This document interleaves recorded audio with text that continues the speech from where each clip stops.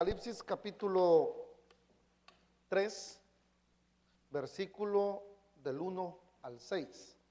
Vamos a hablar este día y vamos a estudiar sobre la iglesia en Sardis. La iglesia en Sardis. Cuando estén todos en Apocalipsis capítulo 3, versículo del 1 al 6. Es una pena que la mayoría de los hermanos no vengan al culto del estudio bíblico, porque aquí se tocan temas en los cuales van a ayudar a cambiar nuestra vida. ¿Por qué razón? Porque es aplicable este mensaje tanto para la vida de ese tiempo como también para nuestra propia vida. Quiero decirles, hermanos, que la palabra de Dios es la misma de ayer, hoy y siempre. Y ese mensaje aplica a nuestro corazón.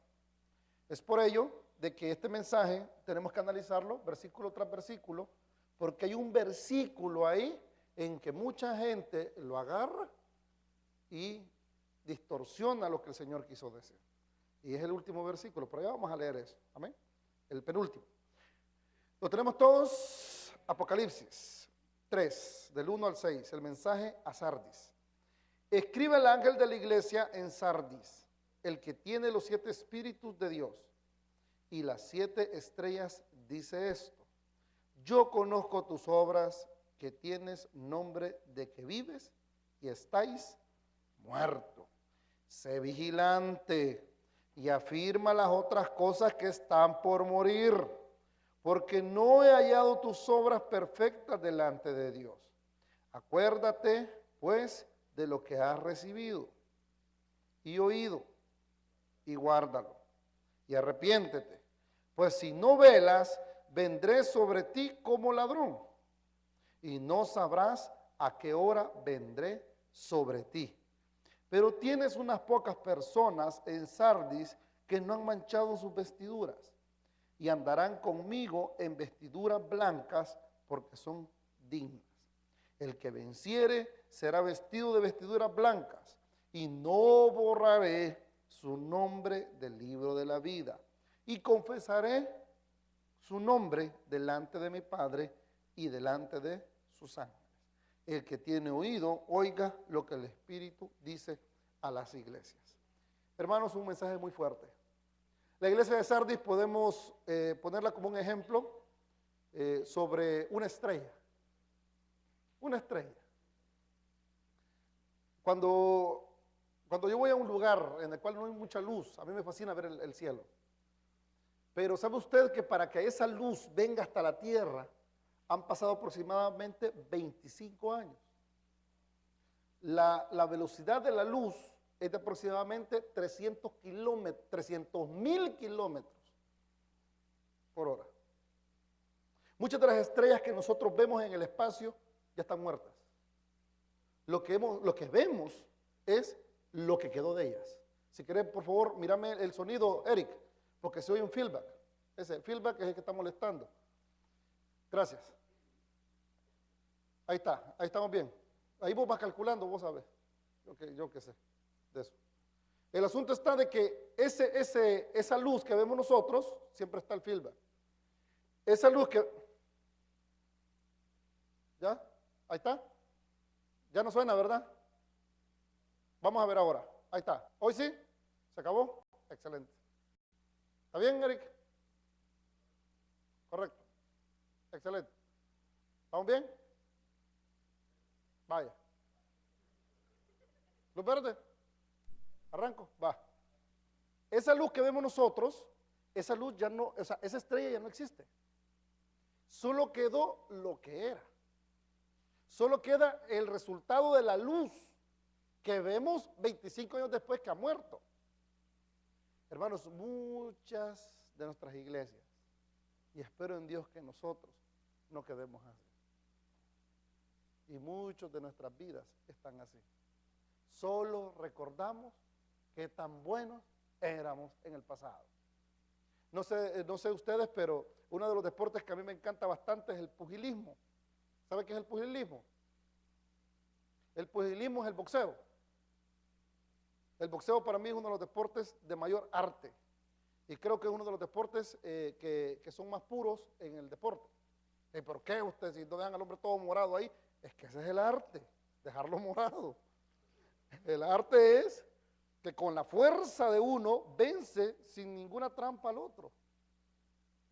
Pero muchos boxeadores les queda solamente el nombre de lo que eran.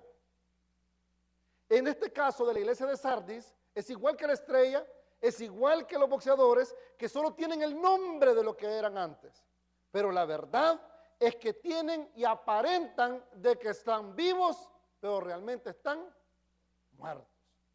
En pocas palabras, lo que dañó a esta iglesia fue sus falsas enseñanzas que abrazaron y su pecado. El activismo y la confianza en ellos mismos les causó que el Señor se dirigiera directamente a ellos. Sardis era una ciudad famosa porque esa ciudad estaba en un valle, y era famosa porque esa ciudad tenía bastantes murallas y era impenetrable. Era una ciudad impenetrable, tanto que dicen los historiadores que para poder conquistar a Pérgamo tenían que conquistar primero a Sardis. Era imposible entrar a Sardis, pero cuando Ciro conquistó a Sardis, la ciudad, ellos se dieron cuenta que era imposible llegar ahí, pero Ciro dijo: el que me entre a esa ciudad y nos permite entrar a nosotros, le voy a dar una gran recompensa. Y un soldado muy inteligente, capaz, observó durante muchas noches cómo eran las murallas, y en una de esas se dio cuenta de algo, que un vigilante que estaba ahí, uno que vigilaba la noche, se le cayó el escudo desde la muralla, y el hombre se bajó de la muralla, o sea, al lado de afuera, y fácilmente subió por la muralla, sin lazo y sin ayuda. Así que cuando vieron eso, ellos vinieron y entraron por ese lado y conquistaron a Sardis. Sardis, la ciudad de Sardis, le había quedado la fama que era impenetrable, pero realmente ya no era importante.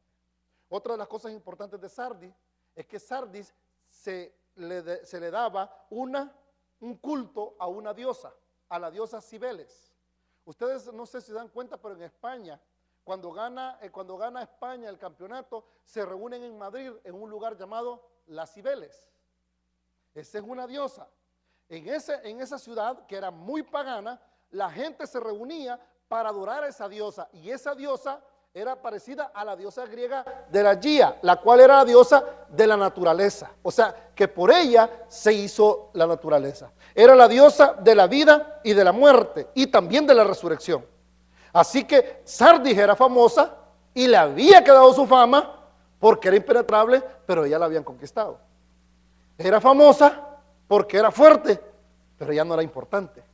Sardis era famosa por Cibeles, pero tampoco ya tenía la importancia. Y lo más triste de todo eso, que en esa ciudad, la iglesia, que un día tuvo un gran renombre, un día en el cual esa iglesia, la cual tenía la gran fama, solo le había quedado eso. ¿Qué le había quedado? Fama. Dios le hace un llamado a los hermanos de la iglesia de Sardis. Y en el capítulo 1, en el versículo 1 del capítulo 3, dice la palabra de Dios que Él le escribe y le dice al ángel, al pastor una vez más, en la iglesia en Sardis: el que tiene 7 espíritus de Dios y las 7 estrellas. El número 7 es el número completo. Y quiero decirle algo, hermano y hermana, esta expresión nos demuestra a nosotros que la iglesia, por más que tenía la fama, puede tener una fama, pero el que tiene el poder es el Señor en su mano. Nosotros podemos decir que hicimos en el pasado, hace 4 años, 5 años, y pueden pasar 10 años aquí en la iglesia, pero si como iglesia no reconocemos que el que tiene las estrellas en la mano y el que tiene los 7 espíritus, o sea, el que es completo y el que nos da su Espíritu Santo, y nos desprendemos de él, solo nos va a quedar lo que es fama.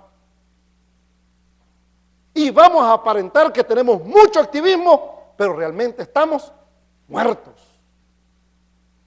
Este versículo nos da una gran enseñanza, y es que el Señor, el que tiene los 7 espíritus de Dios y las 7 estrellas, dice: yo conozco tus obras. Amados míos, quiero decirles una cosa. Una parte muy importante aquí es que lo que el Señor está diciendo con esta frase es que la obra del Espíritu Santo está bajo su dirección. La iglesia no controla el Espíritu Santo, el Espíritu Santo controla la iglesia. ¿Escuchó lo que le estoy diciendo? Hoy en día queremos hacerlo al revés. Hoy en día nosotros queremos mandar a Dios. El que es Señor soberano y sobre todo nosotros se llama el Señor. El Señor Jesucristo, Dios Padre y el Espíritu Santo. Pero hoy en día queremos manipular al Espíritu Santo. Hoy en día queremos obligar al Espíritu Santo. Hoy en día, cuando Dios no nos contesta, nos enojamos con Él y lo queremos manipular y nos ponemos como niños malcriados. El que tiene las 7 estrellas y los espíritus del Señor no es la iglesia. Hechos capítulo 2, por favor, búsquenlo.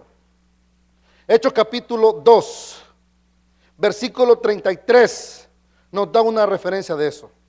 La plenitud del poder y la acción del Señor debe de entenderse en los 7 espíritus. Y lo más triste de este tiempo que nosotros las iglesias, todas las iglesias, hermanos pentecostales, hermanos bautistas, hermanos metodistas, se nos ha olvidado que por el activismo, por la acción, la obra que nosotros hacemos, creemos que el Señor se agrada. Amados míos, les quiero decir una cosa, yo puedo hacer todas las obras que me imagine, puedo entregar mi cuerpo a servidumbre, como dijo el apóstol, pero si no lo hago con el poder del Espíritu Santo, no sirve para nada. Este es un llamado para nosotros. Nuestra vida tiene que dejarse conducir por el Espíritu Santo de Dios. ¿Cuántos de nosotros realmente tomamos en cuenta el Espíritu Santo? Solo le alabamos a Jesús, le agradecemos al Padre, pero se nos olvida lo que el Señor nos dijo, que Él se iba, pero nos iba a dejar el Consolador, el Espíritu Santo de Dios está en nosotros, pero lo ignoramos. Fíjense. Y la iglesia bautista cayó en ese error en los años 90 y 2000. Nosotros tenemos que dejarnos llevar por el Espíritu Santo de Dios, sin temor alguno. Si el Espíritu Santo es el que está dentro de nosotros. Jesucristo lo que está haciendo es preparando moradas para nosotros. El Padre está vigilando la creación, está manteniéndola. Pero el que está dentro de nosotros, el que nos ha sellado, es su Espíritu Santo. Hechos capítulo 2, versículo 33, ¿qué dice? ¿33 dijo o 33? Estoy igual que mis hijas, 33 dijo, no, 33. 2:33, ¿qué dice? Vamos a ver, ¿quién lo lee?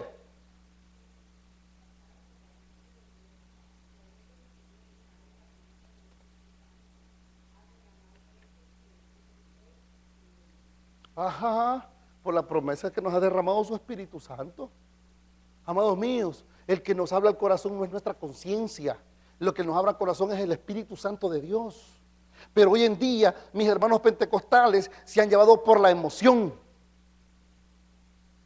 Y los hermanos bautistas nos hemos llevado por la razón. ¿Cómo así? Los hermanos pentecostales dicen que no hay que estudiar, muchos de ellos pastores dicen que no hay que estudiar porque todo viene de Dios. Y los bautistas decimos, o los que estudiamos bastante la Escritura, decimos, no, es que está bien estar en el Espíritu Santo, pero hay que leer porque la palabra es la que nos guía. Amados míos, la palabra y la comunión con el Espíritu tienen que ir a la par. Nosotros no podemos llenarnos solamente de letra. Y no solo podemos llenarnos de emoción, porque andamos más perdidos que Santa Claus en Semana Santa. O que Adán en el Día de las Madres. ¿Se imagina el pobre Adán en el Día de las Madres? Feliz Día de las Madres. ¿Y a quién si no tiene madre? Así andamos en las iglesias ahora. Planificamos, organizamos, hacemos grandes eventos, pero no pedimos la dirección del Espíritu Santo. Lo mismo en nuestras vidas. Tomamos decisiones sin decir al Espíritu Santo, ilumíname, Señor, háblame. Una de las experiencias más lindas que yo tuve cuando recién me reconcilié con el Señor hace años fue que mi tío, no mi tío Ernesto, sino que otro tío, que era un diácono de la iglesia Lin, yo estaba en la iglesia bautista, pero él era de la iglesia Lin, una iglesia pentecostal, me dio una gran lección y me dijo: Raúl, si tú quieres salir de tus problemas, está bien que vayas al seminario, está bien que estés metido en la iglesia, pero orale al Espíritu Santo. Y le quiero decir una cosa, al Espíritu Santo no lo tomamos en cuenta, para nada. Si el que nos consuela, el que nos guía, y cuando le predicamos a alguien que convence de justicia, pecado y juicio, es el Espíritu Santo. Si el Espíritu Santo fue el que llenó a los hombres, y todavía dice la Escritura, ¿y a quién vamos a elegir? Dijeron los apóstoles. Y el Espíritu, que sean hombres llenos del Espíritu Santo. Y ese era el problema de la iglesia de Sardis. Les había quedado la fama. Posiblemente la iglesia de Sardis había tenido un gran avivamiento, y lo que había quedado era puro fama. tenían mucho activismo y estaban igual que la ciudad donde se encontraban. Estaban confiados en sí mismos. Capítulo 3 de Apocalipsis.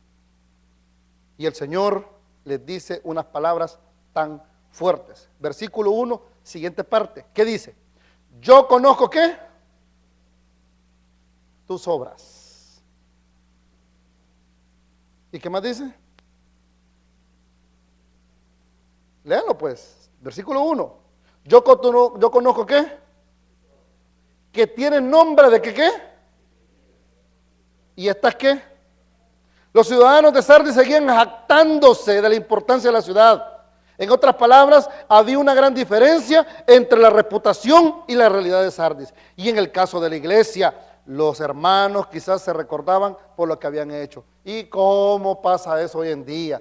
Ay, yo llevo 25 años en el cristianismo. Yo llevo 30 años en el evangelio. Yo llevo 10 años en el cristianismo. Y sí, yo conozco de la antropología teológica, yo conozco de la teología sistemática, conozco de la neumatología y conozco de la armatología, esos son todos conceptos teológicos.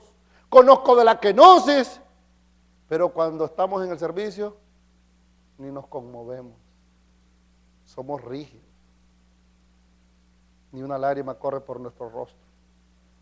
Y cuando vemos un hermano, una hermana que está llorando, Señor, nos quedamos y decimos, quizás en pecado anda, pero somos tan duros que nada nos conmueve. Así era la iglesia de Sardis. Lo que le había quedado era una fama. Y muchos de nosotros les voy a decir una cosa, y especialmente a todos aquellos que tienen años en el evangelio.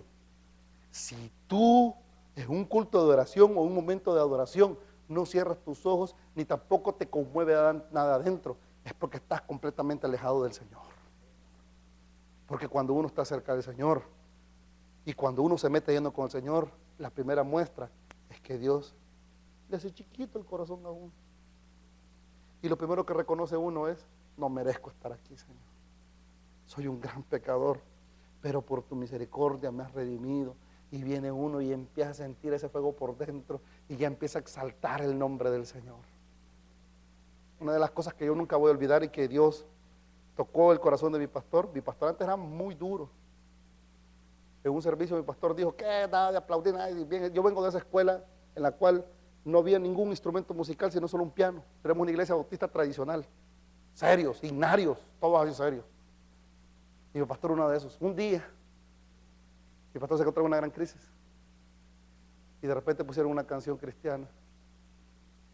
Y mi pastor empezó a quebrantarse y empezó a llorar y toda la iglesia se quedó. Se puso en pie y empezó a decir, aleluya, gloria a Dios.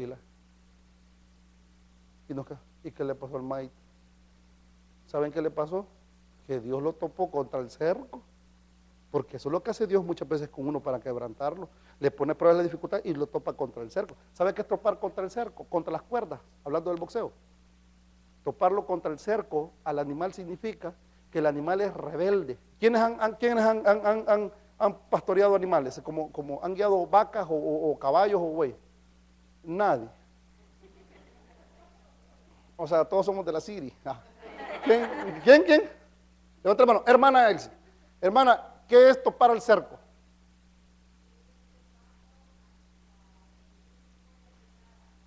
No, de un animal. Ok, ¿cómo se maneja un ganado y cómo se topa el cerco?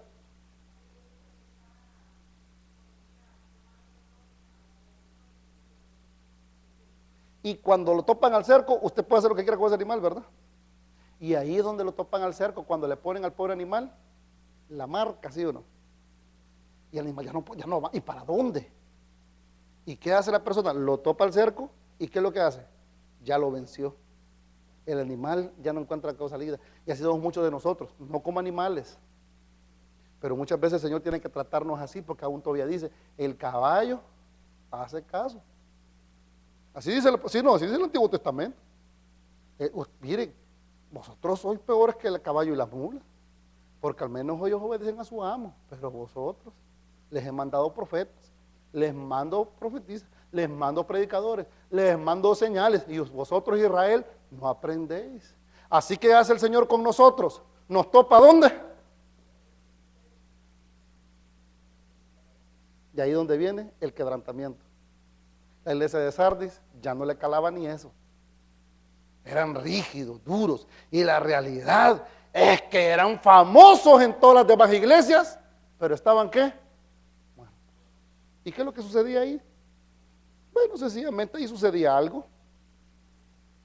Los que los hermanos estaban acostumbrados era que habían escuchado que ellos habían hecho cosas grandes en el pasado.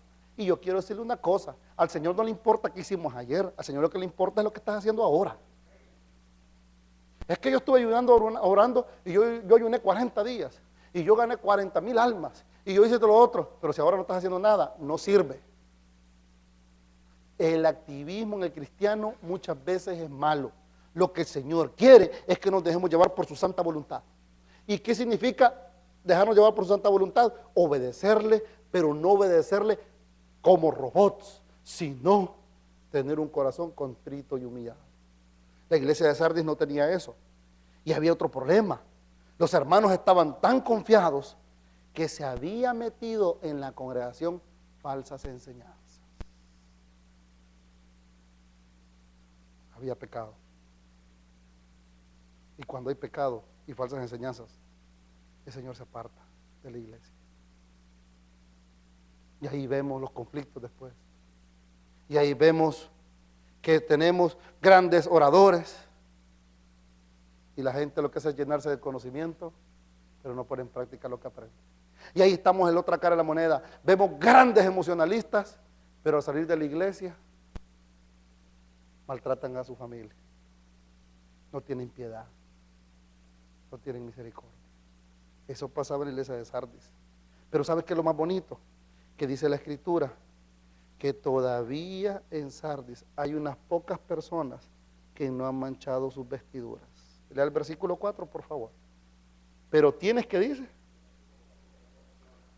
porque tienes unas ¿qué? Qué pena, unas pocas personas. Y un ejemplo se lo voy a poner. Hoy me dieron el reporte que tuvimos 118 hermanos en la iglesia. Mire cuántos habemos ahorita. Cuando el libro Apocalipsis es el aviso más claro para que la iglesia conozca cómo están los tiempos.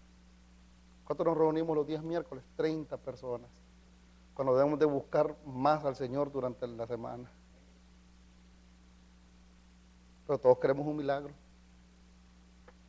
Pero todos queremos, sí, nos hemos hecho domingueros. Nos hemos hecho ¿qué? Religiosos. Es pena, pero es la verdad. No se me sienta mal. No, al contrario, estoy sintiéndome bien que se sienta mal. ¿Sabe por qué? Porque es el momento de cambiar de ruta. Es el momento en el cual uno tiene que dejarse lo que es la tradición. Es que yo allá en mi iglesia, allá, hoy es aquí.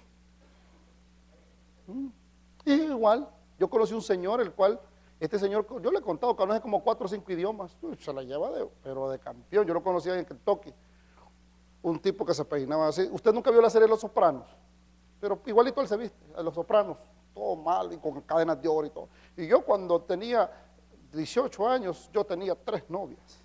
Y cuando tenía 25, tenía 5 mujeres. Y yo solo observándolo, y oyendo. Y cuando yo tenía 40 años, las mujeres se rendían a mí. Yo puedo ruso porque tuve que andar con una rusa. Conozco italiano porque aprendí a hablar italiano porque andar con una italiana. Aprendí inglés porque tuve que andar con una americana porque hablaba inglés. Aprendí portugués y hablaba portugués y me pantalló. Pues. Y de repente le pregunté, ¿y su señora esposa con quién está ahorita? Estoy solo. Hasta mentira pudo haber sido. ¿Sí o no? A mí demuéstreme cómo está ahora. Yo le puedo contar que yo fui amigo del presidente George Bush.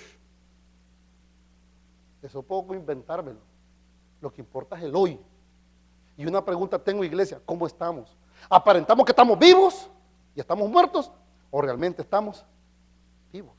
Y la Biblia nos dice claramente que hay unos pocos.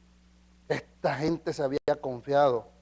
Y una cosa le voy a decir, es el tiempo que la iglesia reflexione y se haga un autoanálisis, porque el Señor ha hallado tus obras perfectas delante de Dios, pero son unas pocas personas. Y el Señor le dice el versículo 3, acuerda pues de lo que has recibido y oído, y guárdalo. ¿Y qué dice? Punto importante. Tengo una pregunta. ¿Quiénes tenemos más de 3 años de ser cristianos? Más de 2 años. Más de un año. Bueno, los que tienen más años para allá, de un año para abajo. ¿No es verdad que recién convertidos, cómo sentía usted venir a la iglesia?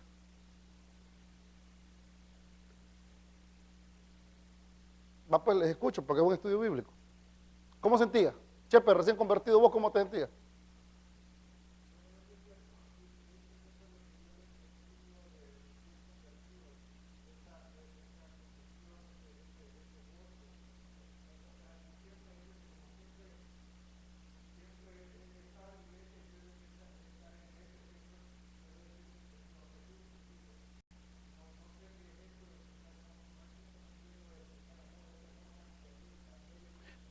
Pero, Chepe, tú debes de tener eso, porque tú lo entregaste una vez a Jesús, ¿sí o no?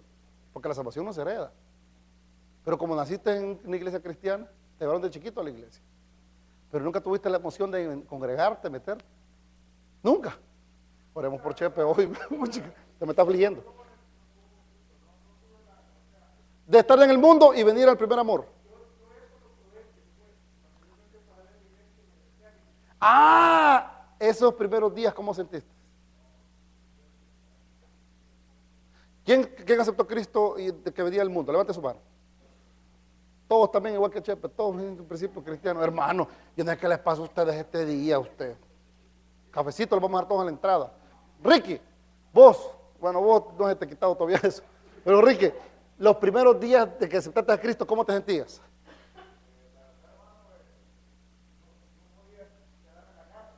¿Por qué?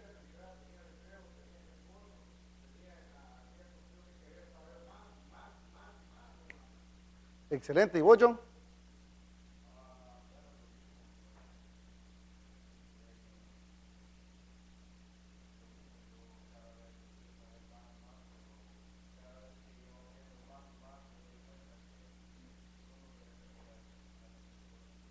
Amén. ¿Qué se siente, hermana Beatriz?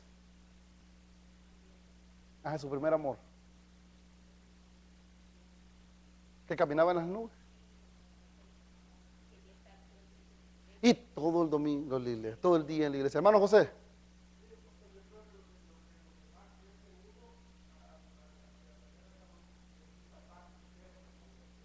Ajá. Hay un gozo, ¿sí o no? Queremos que ya venga el domingo, ¿sí o no? Pero hoy no se les nota porque cabal, Sardis, tabernáculo y bautista de Sardis. Hermano, ¿no sienten ustedes, el recién convertido, cómo sentía? Vos, Janet, ¿cómo sentiste recién convertida? Paz. ¿Y tú, Marisol?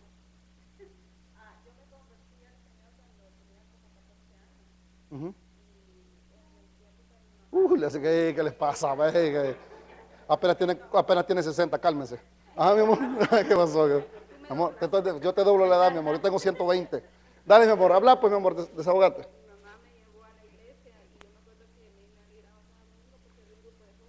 ¿Te alegraba?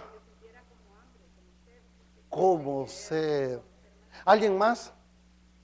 ¿Rosalía? Desesperación por estar en la iglesia. Alegría y paz. Janet dijo paz, ¿verdad? Rosalía también. Tú, Carol, la Carol le hace hasta las 2 manos, levanta.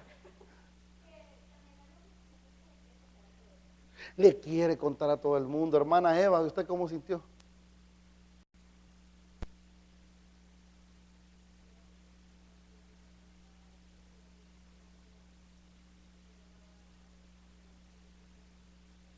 Y que los primeros días, ¿cómo se sentía? Ah, qué bonito, ¿verdad? ¿Vos, Eric?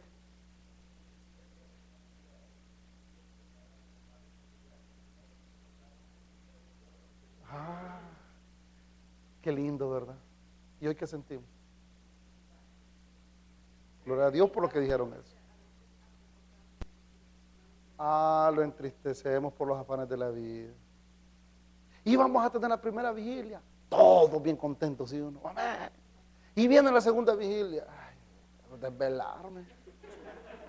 Los que trabajaron. Dice, pastor, ¿por qué levanta a las 10? Así me cae mal que siempre digan eso. El pastor se levanta a las 10, yo me levanto a las 3.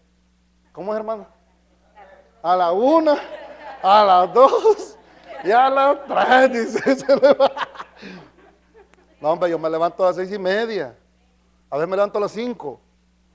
Y a veces no duermo por estar vigilando por ustedes. Es mentira, no, estoy bien dormido, yo duermo bien tranquilo.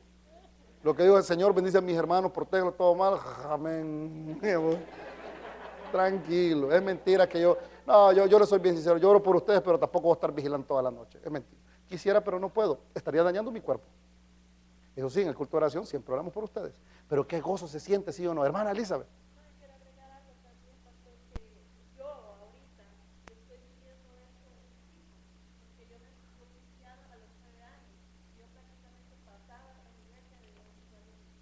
De domingo a lunes.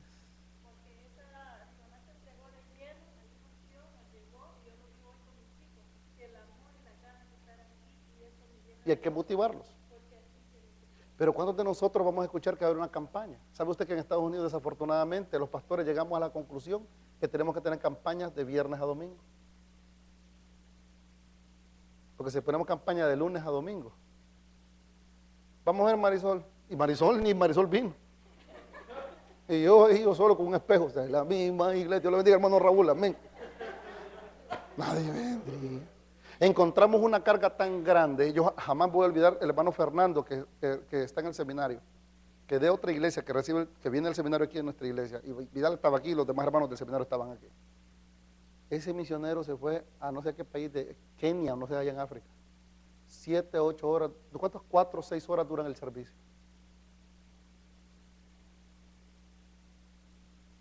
Si se nos quedara el carro en este verano y se me arruinó el carro, ¿qué decimos nosotros?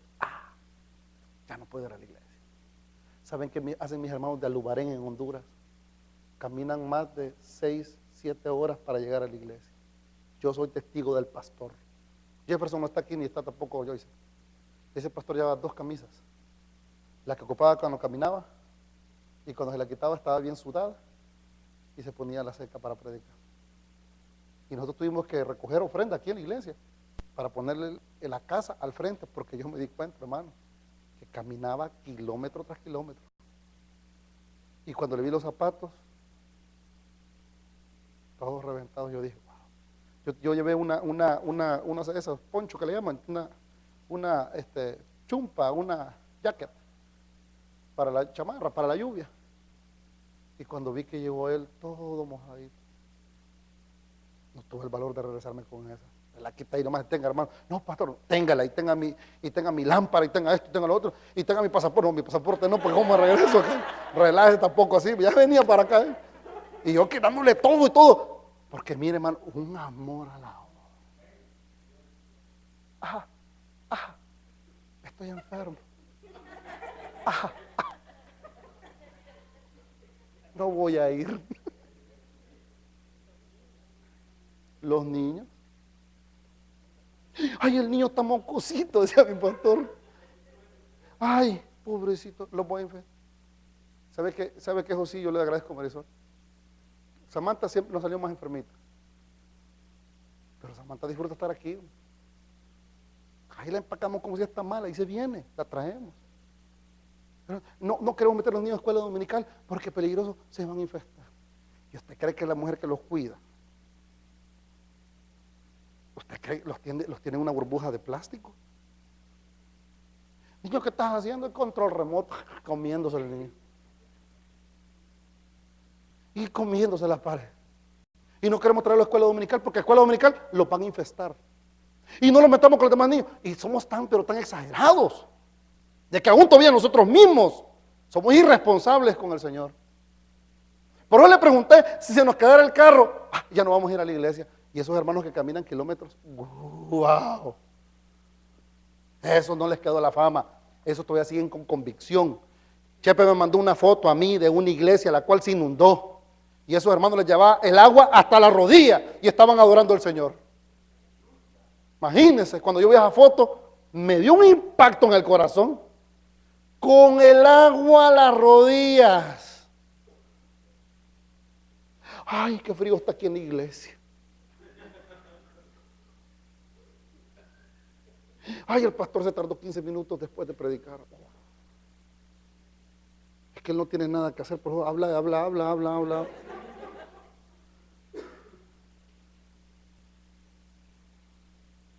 Así le pasó a la iglesia de Sardis, les quedó la fama. Y el Señor le dice, hey, vos crees que estás vivo, pero estás muerta. ¿Sabes qué? Mira lo que tienes, revísalo, arrepiéntete, porque si no va a venir como ladrón en la noche. Una pregunta tengo, ¿a quiénes les han asaltado en su país o aquí? ¿Y a quiénes se les han metido a la casa? Bien chido, chévere, que uno llega a la casa y de repente, ya, no, pero cuando te dejan al menos ahí la escoba y te dejan ahí el sillón para que no lo pueden llevar, que cuando uno entra, ¿qué? Se metieron. Uno retrocede. Mi amor, entra a ver. Y qué feo cuando se meten en la casa de uno, va que ni dormir puedes anoche. Y una pregunta tengo, ¿los ladrones avisan cuando llegan? Señor Raúl Santamaría y familia, les quiero notificar que el día de mañana en la tarde, cuando usted ande de fuera con su esposa, llegaremos a asaltarle. Por favor, déjeme la puerta sin llave. Dígame dónde está la joyería. Y por favor, déjeme un poco de comida, porque voy a llegar con hambre, yo y mis compinches. Atentamente, el mañoso. No, eso no va a suceder. El ladrón llega, ¿qué? Sin avisar. Y el Señor nos dice a nosotros, no te confíes en ti mismo. Así le dice a la iglesia de Sardis, sé vigilante, versículo 2. La palabra vigilante ahí es la palabra en griego, la cual significa, estate como un vigía, no te duermas. ¿Sabes por qué? Porque yo llego como ladrón en la noche. Y el Señor les dice, pero sé en que entre ustedes hay pocas personas en Sardis que no han manchado sus vestiduras blancas, y andarán conmigo en vestiduras blancas, porque son ¿qué? Dignas. Detalle, punto importante del sermón. En la iglesia de Sardis había gente que no había sido redimida, eran religiosos. O sea, del montón. Había gente la cual no eran miembros del Tabernáculo Bíblico Bautista de Sardis, en Virginia, pero no eran redimidos ni regenerados. Por esa razón solo eran activistas, solo les había quedado la fama. Y Él les dice, yo voy a ir como ladrón en la noche. Arrepiéntete. Fíjese que la palabra arrepentirse ahí es cambiar de ruta. Y no le dice a los inconversos, le dice a los miembros de la iglesia. ¿Se acuerdan que Jesucristo estuvo predicando y dijo, arrepiéntase porque el reino de los cielos? Pero ahí le dice a quién, a la iglesia, arrepiéntate. Interesante. Y si tú te arrepientes y velas, y yo llegaré como ladrón en la noche. Pero si tú te arrepientes y cambias de ruta, versículo 5, el que venciere será vestido ¿de qué? De vestiduras blancas. ¿Y qué más dice? Wow. Pregunta. Si yo me arrepiento, ¿el Señor va a dar vestiduras blancas? Pero también el Señor nos está diciendo a nosotros, te voy a confirmar lo que yo les he dicho.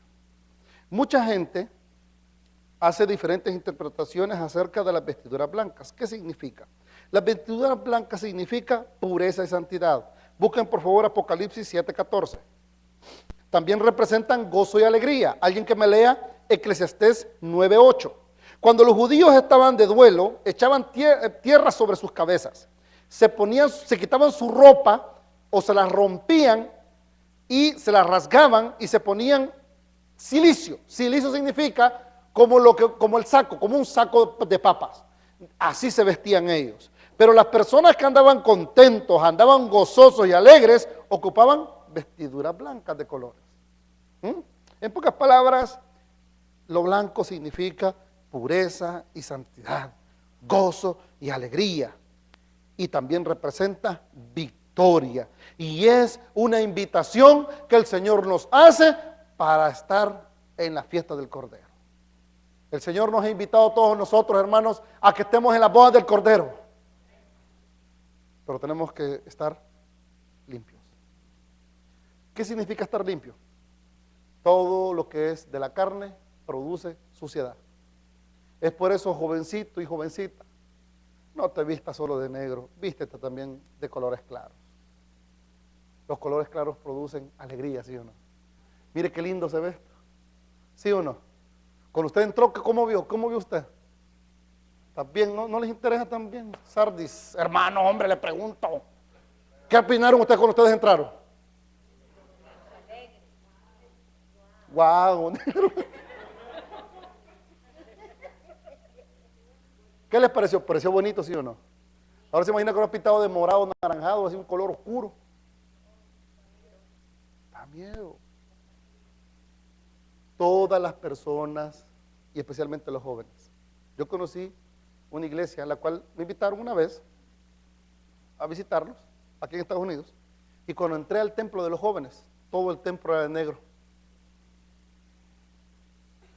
Yo me quedé así. Yo me equivoqué quizás. No sé, aquí es la iglesia, ¿ve? Sí, yo que me asusté. No, todo de negro. Cuando el Señor, nosotros somos luz. El Señor es luz, ¿sí o no?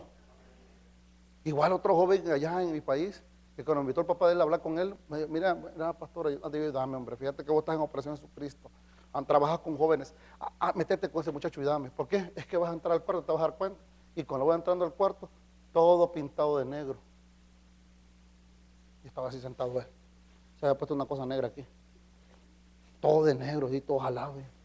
Mira, ¿y vos qué te pasa, vos? Odio a mi padre. Brother, pero mira, vos estás yendo a la iglesia. Odio la vida. Está bien, brother, mira, pero lo odio, ustedes, calmate, vos, relájate, ¿qué te pasa? Odio todo. No se dan cuenta que todo lo que es oscuro es triste. ¿Sí o no? Es por eso que los cristianos tenemos que tener, la Biblia nos dice que somos cartas leídas. El cristiano es luz en medio de las tinieblas. ¿Y lo blanco significa? Léame por favor, que dice ahí lo que les pedí que leyeran. Apocalipsis 7:14, significa pureza y santidad. No se preocupen, ya son las 5:30, así que vamos a terminar como a las 7:30, amén. Amén. Amén. No.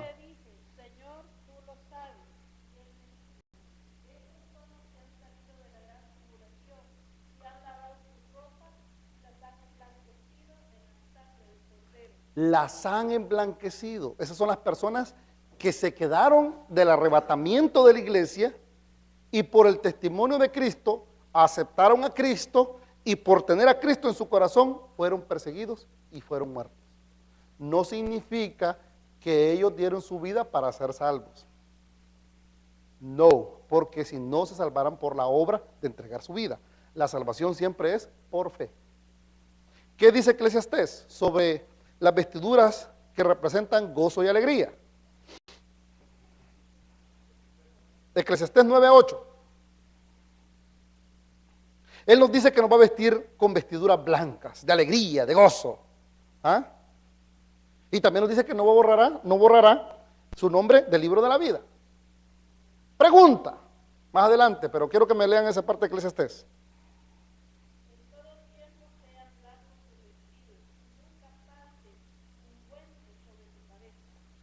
Léamelo otra vez, hermanita, por favor. En todo tiempo sean blancos tus vestidos y nunca falte ungüento sobre tu cabeza. Gozo y alegría, ¿sí o no? Estaba viendo una película con las niñas, una película ahí de niños creo que era. Y la cuestión es que una niña se vestía solo de gris y toda opaca. Y no sé qué pasó, creo que le regaló el vestido y la muchacha se puso un vestido amarillo de color, ¡qué bello! Una gran diferencia, ¿sí o no? Eso representa. Nosotros tenemos que tener buenas obras para poder demostrarle al mundo que estamos llenos de vida. Y la iglesia de Cristo tiene que hacer lo mismo. Depender del Espíritu Santo y que nuestro gozo sea perfecto en el Señor. Pero ¿qué más dice? que no borrará su nombre del libro de la vida. ¿Hay preguntas sobre este versículo? Sí, hermana. Buen punto, gracias hermana. Yo tampoco lo entendía, pero tuve que estudiarlo bastante. Cuando dice no borrará, no significa de que está hablando de que lo borra. Excelente, porque la salvación es eterna. Está diciendo que el regenerado, el realmente creyente, le da una promesa que nunca va a borrar su nombre del libro de la vida. Cuando dice no borraré, mucha gente lo compara con Éxodo capítulo 32, versículo 33. Léalo por favor, hermana Jenny.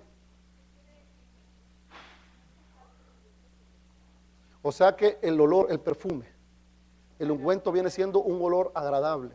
En aquel tiempo no existía de lo que nosotros tenemos, que el spray, sino que era el olor de un perfume, el cual era muy carísimo. Y lo que las mujeres lo ocupaban en aquel tiempo, mire qué interesante, las mujeres se lo ponían en el cabello. Porque en ese tiempo no se bañaban mucho. ¿Sí es verdad? No se bañaban. Todavía dije, hey, no. Niña, las hermanas se bañan. Amén, hermanas. Y también los hombres. Amén, hermanos. O sea, algunos no se bañan, pues no es problema nuestro. Amén, hermanos. Pero ¿saben por qué no se bañaban en aquel tiempo? ¿Cómo? Porque es una zona desierta. Y el agua era tan valiosa que para bañarse, pues, lo que ocupaban eran trapitos y se lavaban. Y las mujeres en su periodo, con mucho respeto, en su periodo menstrual, no salían de casa. Pero la llamaban inmunda, andaban con el tiempo de la inmundicia. En pocas palabras, ustedes saben, hermanas, va que es bien difícil eso. Pero eso ustedes se lo merecen por la culpa de Eva. Éxodo 30, pues sí es verdad. Éxodo 32, 33. Pero lo que Dios dejó en ustedes, la menstruación y todo eso, no lo vean como algo malo. Véanlo porque ahí se va purificando su cuerpo. Así que, cuando tengan ese momento en su vida, mensualmente hablando, díganle gracias al Señor. Y denle gracias a Dios que viven en el siglo XXI. Amén. Porque en aquel tiempo, especialmente en el tiempo medieval, miren, ¿quién ha visto las pinturas del tiempo medieval? ¿No se han dado cuenta que, y en el tiempo del oeste y todas esas pinturas, se han dado cuenta que la mayoría de las mujeres llevan como una bolsita? ¿Para qué? ¿Usted cree que llevan el dinero ellas? ¿Sabe para qué era esa bolsita? Claro, ¿cómo es? Guácatela. Para eso esa bolsa, para eso, ¿cómo es? Guácatela pues, hombre. Para eso andaban esa bolsa. ¿Para qué? Porque andaban ahí las telas, las cuales ocupaban en su periodo mensual. Esas son las bolsitas que ellas andaban. Las que andaban aquí en la bolsa. Pero no es tan mal, eso es natural, hombre. Es que están con asco ustedes, no, me es natural. Sí, durante siglos lo tienen, ¿sí o no? No salían, pasaban en casa. Por eso démosle gracias al Señor que vive en el siglo XXI. Amén, hermanas. Y en el caso de los hombres, la Biblia dice, y caballeros, hay que respetar a las esposas en ese periodo. ¿Por qué razón? Porque es un periodo de limpieza de la mujer. Hay que respetar. Y el que no lo respeta es un salvaje que no considera a su esposa. Arrepiéntase. Sin vergüenzas. ¿Me escuchó lo que le estoy diciendo? Es infección. Hay que respetar. Y la mujer tiene que pararse y decir, no, hay que respetarme. Que ayude a la liberación femenina. No, tampoco, no abusen. No, nada de votos, no. No, mi amor, no secunde, no, vos tampoco estás secundando. Eso es algo que la ley de Levítico decía. Y nosotros tenemos que respetar. Bueno, Éxodo 32, 33 es estudio bíblico, así que se va a hablar de estos puntos. ¿Amén? Bueno, ¿qué dice Éxodo 32, 33? Léalo por favor, hermana Beatriz, porque usted lo tiene en la mano. No lo tiene en la mano. Alguien que lo tenga, vamos a ver. Sí, de Éxodo.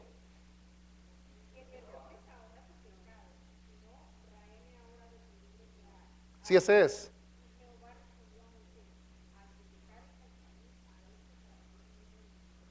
Busquen por favor Salmos 69, 28.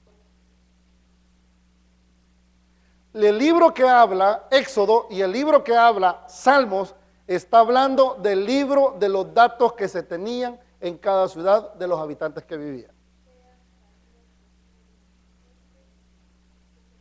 Ajá, 69, 28. ¿Qué dice? Sean raídos del libro de los vivientes y no sean escritos entre los justos. Sea raído del libro de los.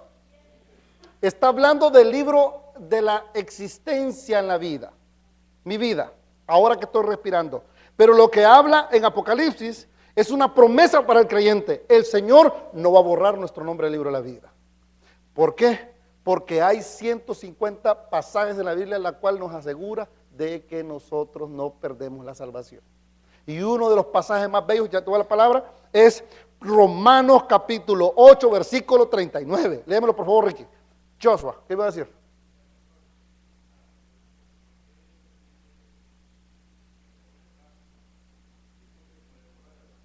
No dice así.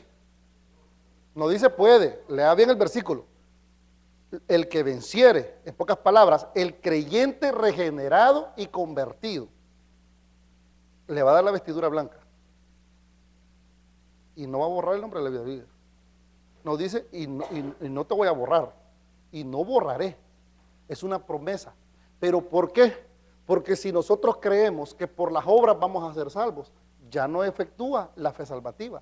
La salvación se recibe por la fe, no por lo que tú hagas. Ahora, la persona en Sardis que andaban fornicando, adulterando, en idolatría, eran personas que no eran regeneradas. En pocas palabras, nunca conocieron al Señor. Y nosotros conocemos mucha gente aquí, la cual gritan a voces y dicen, jamás voy a cambiar.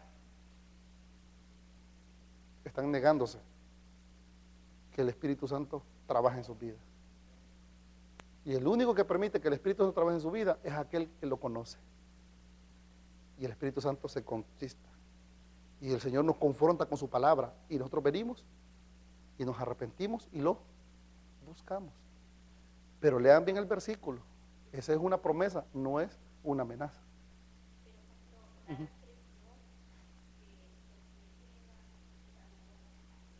No, pero nunca dice eso.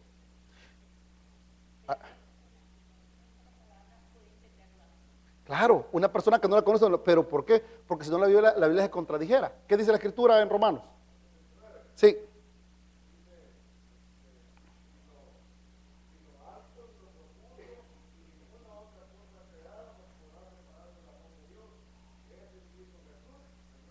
No, del 28 al 39. Del 28 al 39. Todas las cosas. Ajá.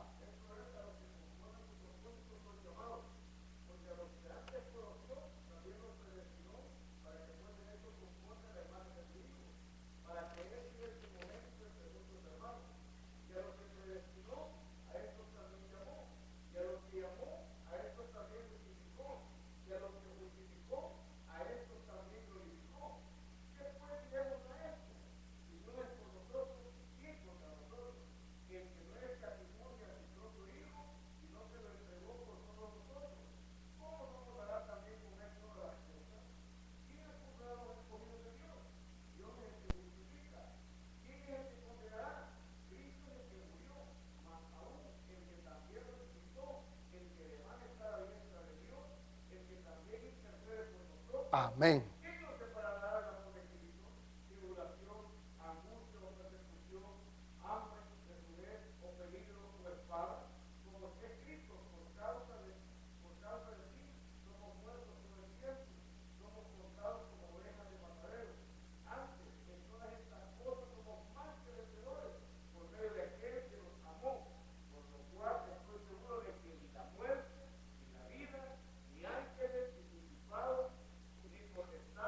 Ni lo presente, ni lo porvenir.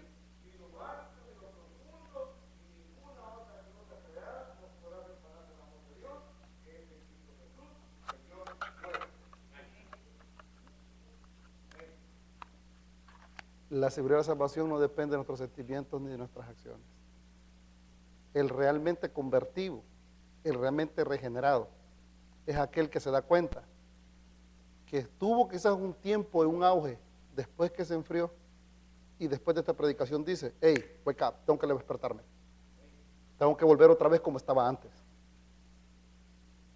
¿Por qué razón? Porque el Señor me da sus vestiduras blancas. Cuando el Señor dice que el libro de la vida es todo aquel anotado por Él, no es que uno se anota. Nada nos podrá separar del amor de Dios en Cristo Jesús, Señor nuestro. El verdadero regenerado es aquel que años después,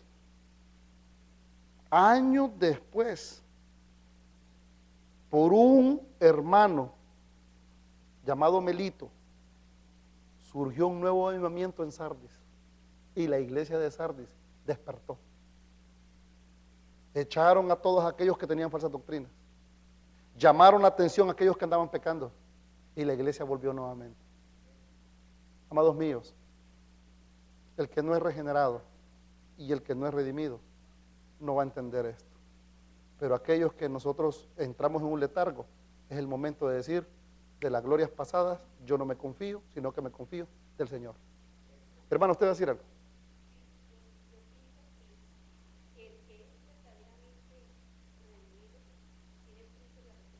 Amén. Y aquel que ha aceptado por emoción, que no lleva una vida de corazón, que ese Nunca está escrito. Es que mire, hermana, en Filipenses capítulo, y busque por Filipenses, capítulo 4, versículo 3. ¿Cómo dice?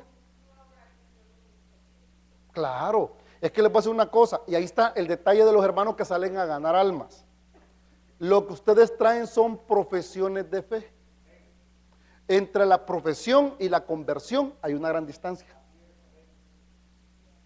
Porque el que realmente es convertido busca las cosas de arriba, busca crecer espiritualmente, tiene frutos dignos de arrepentimiento, como menciona la hermana que está en la palabra, y tiene un cambio.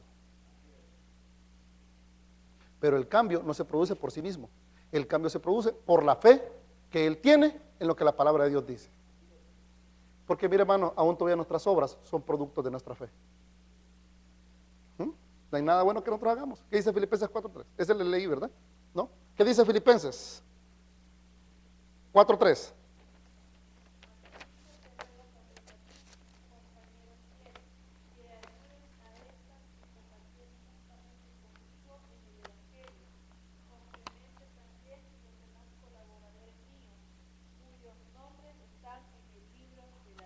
Cuyos nombres están en el libro de la vida.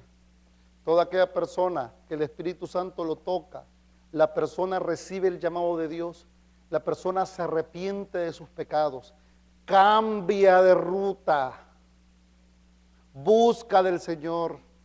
En ese proceso va a tener una resbalada, va a caer, pero siempre va a buscar el rostro del Señor. Los amigos le van a decir, vos sos hipócrita, mira que van a cambiar. Hey, yo estoy luchando. Esa persona es la que realmente tiene a Cristo en su corazón. Pero aquel que, sí, yo creo en Jesús, y después no se aparece nunca en la iglesia, nunca busca del Señor, nunca da frutos dignos de arrepentimiento, lo que tuvo fue un momento de emoción. Emoción. ¿Quién llora cuando ve una película? El invierno pasado con mi esposa vimos una película que se llamaba Hachi. Hachi. Es de un perrito que es bien fiel con su amo. La película habla de que un hombre se fue y murió, basada en una historia japonesa. Toda la hora llorando a moco tendido yo. Hachi.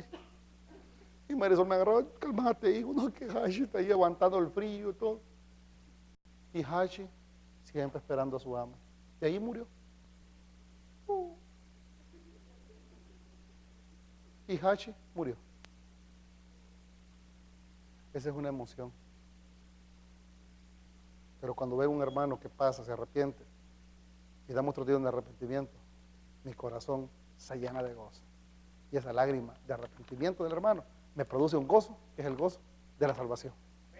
Completamente diferente. arreglemos nuestra vida, arrepintámonos porque si no va a venir como ladrón en la noche y nos va a corregir. Pongámonos en pie, vamos a orar, ¿les parece?